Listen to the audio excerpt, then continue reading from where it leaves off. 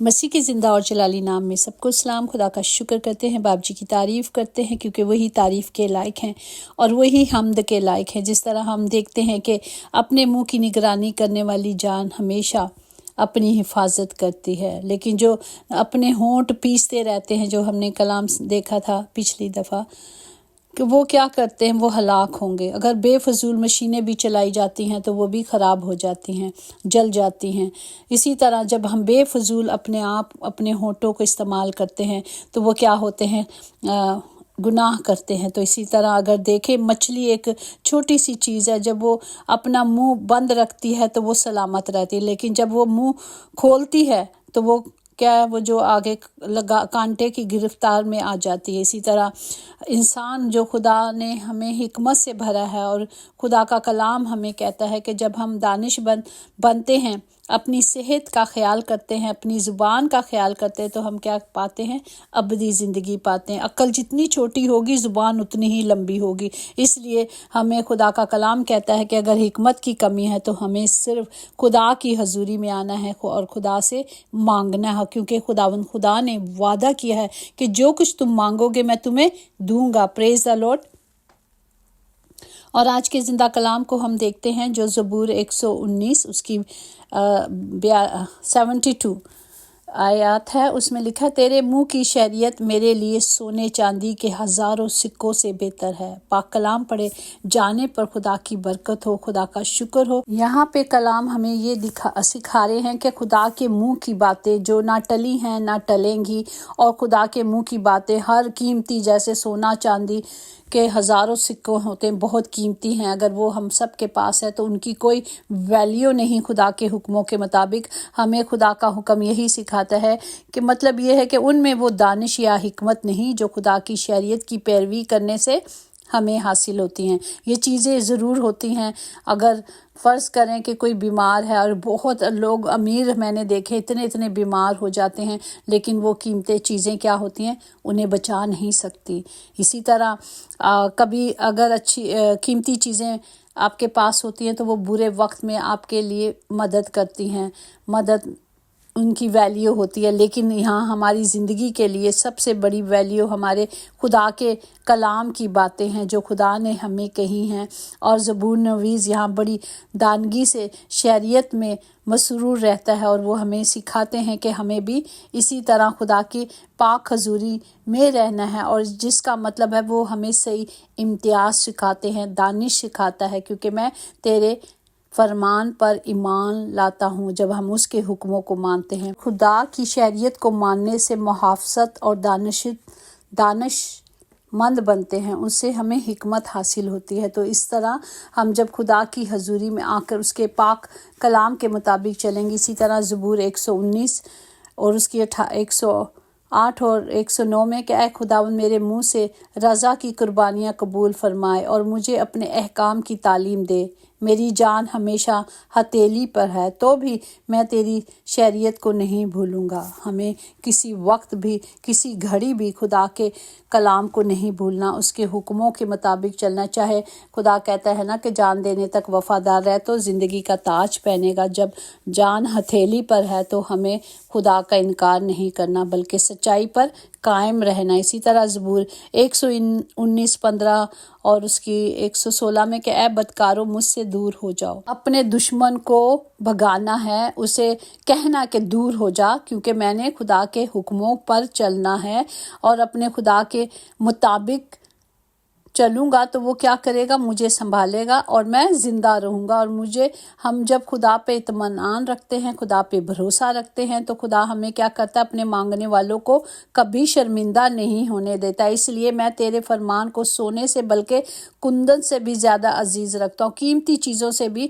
ہمیں اپنی جان کی حفاظت کرنی ہے۔ اب دیکھیں، ہماری جان بہت قیمتی ہے کیونکہ ہم خدا کے لہو سے خریدے گئے ہیں۔ جس طرح ہم اپنی قیمتی چیزوں کی بڑی حفاظت کرتے ہیں، انہیں لاکر میں رکھتے ہیں تو کیونکہ وہ چوری نہ ہو جائے، اسی طرح ہم نے اپنی جان کی حفاظت کرنی ہے کیونکہ یہ بھی بہت قیمتی ہے۔ زبور نویس ज़बूर 19 और 10 में कहता है वो सोने से बल्कि बहुत कुंदक से ज़्यादा पसंदीदा है और कीमती है जो हमारी जान है। इसी तरह जब हम खुदा के पाक हुक्मों को मानते हैं, खुदा की मर्ज़ी पे चलते हैं, तो खुदा की बरक़ात जो होती हैं वो तमाम सादिकों के साथ होती है। इसी तरह हम देखें इमसाल 10 में है, सादिकों के सर पर बरकत होती है लेकिन शरीरों के मुंह को जुल्म ढालता है, क्योंकि वो जैसे बोलते हैं, जैसा बोया जाता है वैसे ही काटते हैं। सादिक का मुंह हयात का चश्मा है, क्योंकि वो अच्छी बातें बोलता है, ज़िंदगी बोलता है, लेकिन शरीरों के मुंह को जुल्म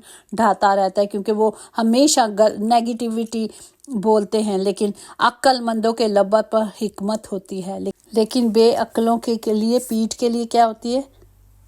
लाठी होती है। उसको जैसे गधे को चलाने के लिए लाठी को, जानवरों को चलाने के लिए लाठी का इस्तेमाल किया जाता है, इसी तरह नाअक्ल होने की वजह से इंसान के लिए भी यही है। तो इसी तरह अगर हम इमसाल 10 और उसकी 17-20 में देखें, तरबियत पजीर ज़िंदगी की राह पर है।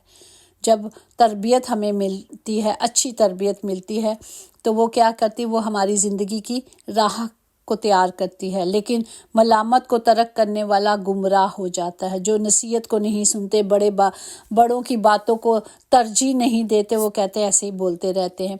लेकिन खुदा हमें यहाँ सिखाता है कि जो खुदा भी जब हमसे मोहब्बत करता है तो वो भी किसी की हलाकत नहीं चाहते, इसलिए वो हमें तंबीह करते हैं। इसलिए कलाम मुकद्दस में लिखा है, मुबारक है वो जिसे खुदा तंबीह करता है और जिससे मुसीबत उठानी पड़ती है, इसलिए कि मैंने अच्छा हुआ मुसीबत उठाई ताकि तेरे आइन को सीख सकूं। सादिक की ज़ुबान खालिस चांदी की है, खालिस चांदी की। Praise the Lord. शरीरों के दिल बेकदर हैं, सादिक के होंठ बतेरों को ग़िज़ा पहुँचाते हैं, ग़िज़ा पहुँचाते हैं, मतलब अच्छी बातें जब वो सुनते हैं तो वो भी उस पर अमल करते हैं। लेकिन अहमक जो होता है, जिसकी अक्ल कम होती है, वो अहमक ही की बेअक्ली की बातें करता है। लेकिन खुदावंद की बातें हमें क्या करती है? दौलत बख्शती है। खुदा की ही बरकत दौलत बख्शती है और उनके साथ दुख नहीं होता। जो बरक़ात खुदा की तरफ से आते हैं उनमें शादमानी होती है। लेकिन सादिकों की उम्मीद खुशी लाएगी, लेकिन शरीरों की तोकल खाक में मिल जाएगी। सादिकों को कभी जुम्बश ना होगी, लेकिन शरीर ज़मीन पर कायम नहीं रहेंगे। सादिकों के मुंह से हिकमत निकलती है, ये खुदा का कलाम कहता है। सादिक के होंठ पसंदीदा बातों से आशना हैं, लेकिन शरीरों के मुंह कंज गोई से बात करते हैं।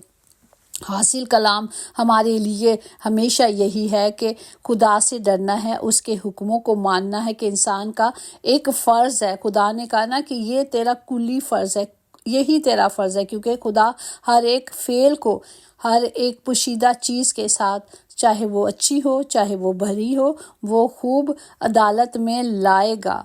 इसलिए बीमारी है, दुख है, तकलीफ़ है, हमने क्या करना है? दुआ में आना है। दुआ की तलाश में रहा, दुआ को छोड़ दिया। लोग जब बीमार होते हैं वो क्या करते हैं? वो खुद दुआ करना ही छोड़ देते, कहते दुआ ही छूट गई है साढ़े को, और डॉक्टरों के पीछे भाग जाते हैं। और ऐसा भागते रहते हैं कि वो क्या करते हैं? हर चीज़ खुदा से मांगनी भूल जाते हैं, खुदा को ही छोड़ देते हैं, सिर्फ वो डॉक्टरों के पीछे जाते हैं। लेकिन जब हम खुदा की हजूरी में आ जाते हैं, जब हम खुदा से मांगते हैं और खुदा के वादे हैं, उसने कहा मैं दूंगा। इसलिए हमें कलाम हमारी ज़ुबान के मुताबिक है कि ज़ुबान का इस्तेमाल हमें सोच समझ कर करना है, जल्दी नहीं करनी। बोलने में कभी भी जल्दी नहीं करनी, इसलिए कि अक्लमंद के लबों पर हिकमत है। जो अहमक होते हैं, वो कलाम मुकद्दस में लिखा है इमसाल 18 में उसकी 2 में कि अहमक फहम से खुश नहीं होता, लेकिन सिर्फ इससे कि वो अपने दिल का हाल जाहिर करे। आदमी का पेट उसके मुंह के फल से भरता है और वो अपने लबों की पैदावार से शेर होता है। मौत और ज़िंदगी ज़ुबान के काबू में है, और जो उसे दोस्त रखता है वो उसका क्या खाता है? फल खाता है। जन्नता दे मिठे मेवे सानू खुदावंद खुआएगा। अर्शां पे जाने की तैयारियां कर लो। वो जो गीत है कितना खूबसूरत है कि वो खुदा हमें खिलाएगा। किस तरह खिलाएंगे? जिस तरह हम बोएंगे उसी तरह मीठे मेवे खाएंगे।